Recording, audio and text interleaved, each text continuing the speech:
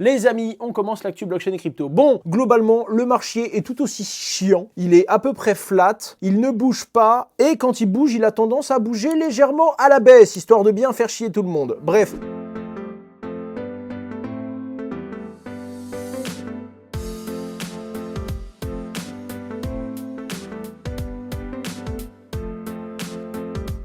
On a un marché, oui, je pense qu'on peut le dire, qui est relativement calme et qui nous emmerde en ce moment. Évidemment, vous le savez très bien, hein, la volatilité, c'est quelque chose qui plaît beaucoup à énormément d'investisseurs qui viennent sur les cryptos que pour ça. En attendant, la plupart des altcoins ont tendance à perdre de la valeur sur le moyen terme, à fondre petit à petit, alors que Bitcoin tient la barre. Mais quand on se retrouve avec un Cosmos à 7 $, vu comme j'en ai acheté, ben ça m'emmerde en fait. Là, globalement, on est très clairement au prix qu'il avait. Oh là là là là là là, novembre 2021, pré-bull run quoi. EGLD à 25, Polkadot, je t'en parle même pas, le truc donnerait mal à la tête à un Doliprane. Bref, on va quand même parler de cette petite valorisation qui est arrivée et qui nous a quittés très rapidement. Et oui, ça n'a pas duré, on est parti de 26 000, on a été à 28 000 et on est aujourd'hui à 26 000. Voilà, parce que sinon c'est pas drôle. L'espoir c'est bien, mais si tu n'en donnes pas trop. Alors qu'est-ce qui a fait monter le prix du Bitcoin en milieu de semaine? Globalement, Grayscale a gagné son procès contre la Security Exchange Commission. Pourquoi ça a fait autant de bordel? Ben déjà parce que la Security Exchange Commission, c'est le régulateur américain. Donc pour faire très simple, c'est ceux qui vont dire eux ils ont fait telle bêtise, eux ils ont le droit de faire ça et eux ils n'ont pas le droit. De manière générale, c'est un peu l'équivalent de l'autorité des marchés financiers en France. Pour le coup, Grayscale est une entreprise, d'accord, qui appartient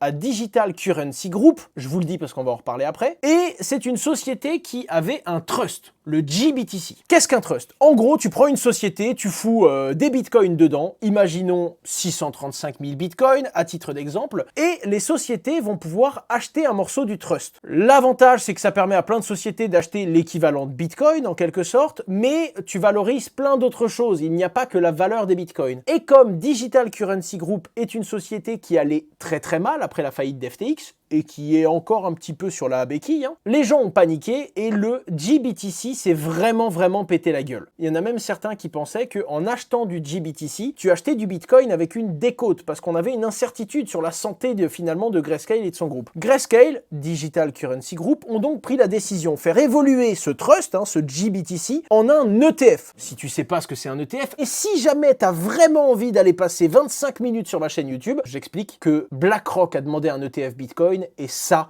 si ça passe, ça risque de vraiment faire monnaie Bitcoin. Malgré tout, je vais t'expliquer maintenant. Un ETF est un produit financier. Imagine ça comme une enveloppe légale, très facile d'accès pour les entreprises et avec très peu de frais. Le concept est assez simple. Quand tu achètes l'équivalent d'un Bitcoin ETF spot, l'entreprise va payer le prix d'un Bitcoin et globalement, l'ETF va réellement détenir un Bitcoin derrière. C'est-à-dire qu'il y a une vraie détention en 1 pour 1. Quand tu achètes l'équivalent de, je sais pas moi, 26 000 $ de cet ETF, c'est qu'il y a réellement un nouveau Bitcoin qui est mis dans les caisses. Et donc, en faisant évoluer le trust de Grayscale en un ETF, ça allait non seulement rétablir le prix, parce que pour le coup, il y aurait vraiment 635 000 Bitcoins derrière les 635 000 de vente, d'accord? Mais en plus de ça, ça va rendre le marché beaucoup plus liquide, parce qu'il y a énormément de gens qui veulent acheter des petites quantités, alors que dans le trust de GBTC, je crois que le minimum pour investir, c'était 50 ou 500 K euros, quoi. Donc, même le Grayscale GBTC, c'était chaud pour investir dedans, alors qu'en ETF, c'est beaucoup plus facile. Deuxième chose, et c'est là que c'est relativement intéressant. Est-ce que vous savez quel est le pourcentage de commission que se met dans la poche Grayscale sur son trust? Donc sur le produit qu'ils ont aujourd'hui, et qui compte 635 000 bitcoins, les gars. Hein. Knacky AD, félicitations, c'est 2%, et 2% sur 635 000 bitcoins, c'est vraiment beaucoup. En passant en ETF, ils vont prendre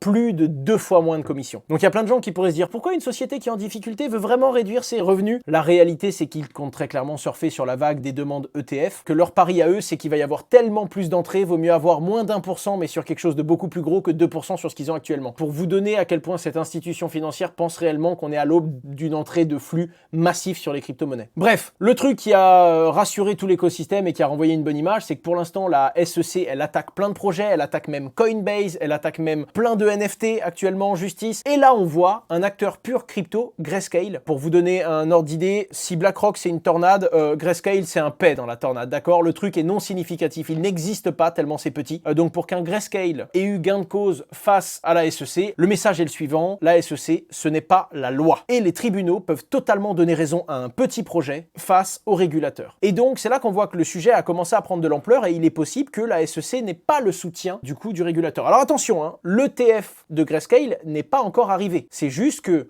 la raison pour laquelle la SEC a interdit Grayscale de faire évoluer son trust en ETF n'a pas été suffisante et du coup la SEC a catégorisé ce refus comme étant arbitraire et capricieux.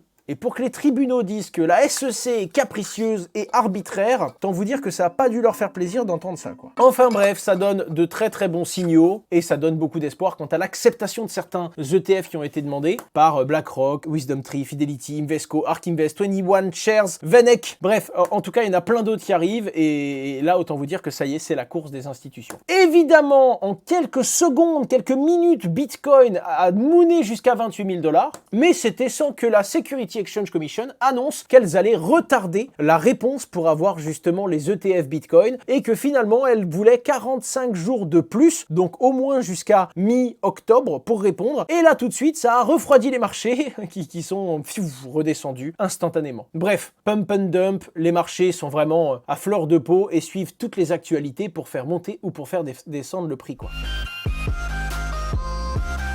Twitter également, qui sans rien dire parce qu'ils n'ont pas communiqué, et c'est quand même très étrange de la part d'Elon Musk qui a tendance à ouvrir sa bouche très rapidement. En tout cas, ils ont obtenu une licence qui permet à Twitter de détenir de la crypto-monnaie pour compte de tiers et de proposer des services. Alors on ne sait pas exactement est-ce que ça va leur donner le droit de proposer des services partout, on ne sait pas exactement quels services ils veulent proposer, on ne sait pas exactement pour quel but précis est-ce qu'ils avaient besoin de cette licence. En tout cas, elle vient d'être ajoutée à la panoplie et aux moyens de Twitter, ce qui pourrait réellement plaire au marché et avoir beaucoup d'écho. Ensuite, Digital Currency Group, vous savez la boîte qui détient Grayscale, eh ben elle détient également Genesis, la plus grosse société de prêt et d'emprunt qui a fait défaut et qui ne rembourse pas les sociétés qui lui ont prêté de l'argent. En attendant, on commence à avoir des échos comme quoi FTX pourrait honorer une partie de sa dette. Genesis également, le groupe Digital Currency Group, a trouvé un accord et a annoncé qu'ils iraient jusqu'à rembourser 80% de leurs créances. Alors évidemment, c'est échelonné, ça va jusqu'en 2032, donc dans les 9 prochaines années. On n'a pas les détails exacts, c'est pas forcément 90% des montants qui sont dus, mais ce serait entre 65 à 90%.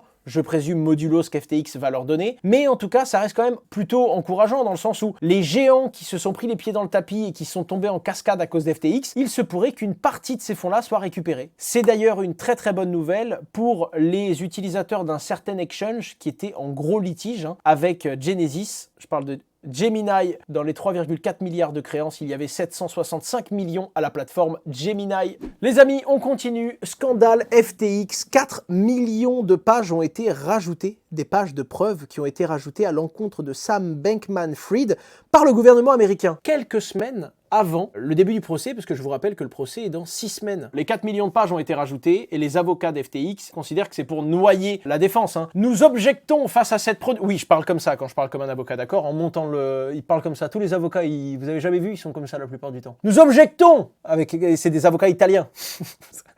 Et oui, que des avocats italiens. Et c'est pour ça qu'ils parlent avec la main comme ça. Nous objectons face à cette production additionnelle de 4 millions de pages émises par le gouvernement juste hier. Le gouvernement ne peut pas être autorisé à larguer des millions de pages sur la défense moins de 6 semaines avant le début du procès. Pour ces raisons, il devrait être interdit au gouvernement d'utiliser de telles preuves lors du projet. Et il suggère ainsi de ne pas utiliser de preuves qui ont été rajoutées après le 1er juillet. C'est pas bête, surtout si y a des preuves dangereuses qui ont été rajoutées pendant le mois d'août, ce qui est très malin. En attendant, ouais, t'es le gouvernement, tu rajoutes 4000 pages, t'as beaucoup d'infos à dire, tu rajoutes 4 millions de pages, t'es clairement là pour noyer la défense à quelques semaines du procès. Enfin, je pense, je suis pas avocat, mais 4 millions de pages... Tu sais, ils ont été sur Bitcoin Blockchain Explorer, ils ont tout téléchargé depuis le Genesis, ils sont arrivés, ils ont droppé 4 gigas comme ça. Ils ont dit, allez, vas-y, mange.